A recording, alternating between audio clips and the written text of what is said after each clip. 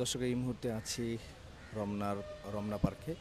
আপনারা দেখতে পাচ্ছেন এখানে সোয়াট টিমের সদস্যরা কিছুক্ষণের মধ্যেই তারা এখানে মহড়া করবেন। তো এই মহড়ার আগে যে প্রস্তুতি যে মহড়া সেটি আসলে তারা করছেন।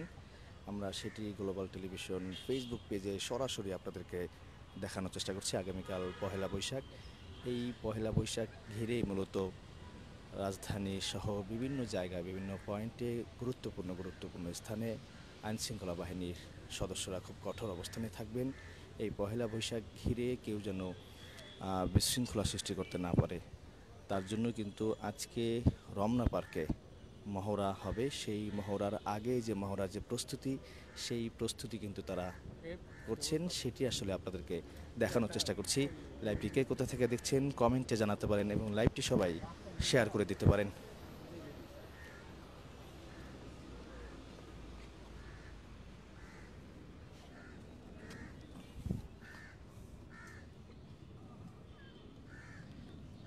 আমরা দেখতে পাচ্ছি সোয়াট টিমের সদস্য রয়েছেন এবং ওই পাশটিতে যে যে টিম রয়েছে বা বোম ডিসপোজাল যে টিম, সেই টিমের সদস্যরা কিন্তু রয়েছেন। এই পাশটিতে যদি দেখাই 3 থেকে 4 জন সোয়াট টিমের সদস্য রয়েছেন।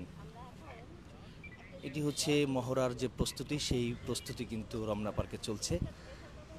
এই প্রস্তুতি শেষে যে ফাইনাল যে মহড়া, সেই ফাইনাল মহড়া এই প্রস্তুতি শেষেই তারা আসলে করবেন রমনা পার্কে।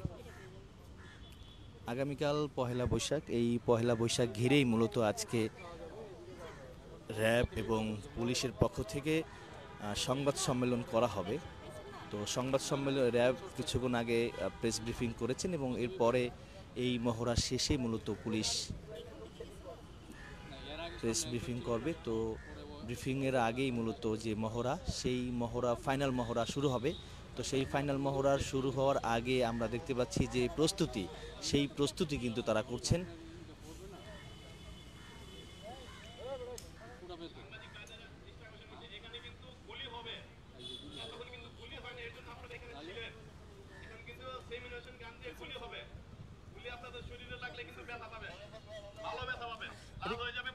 এটা কি ফাইনাল মহড়া?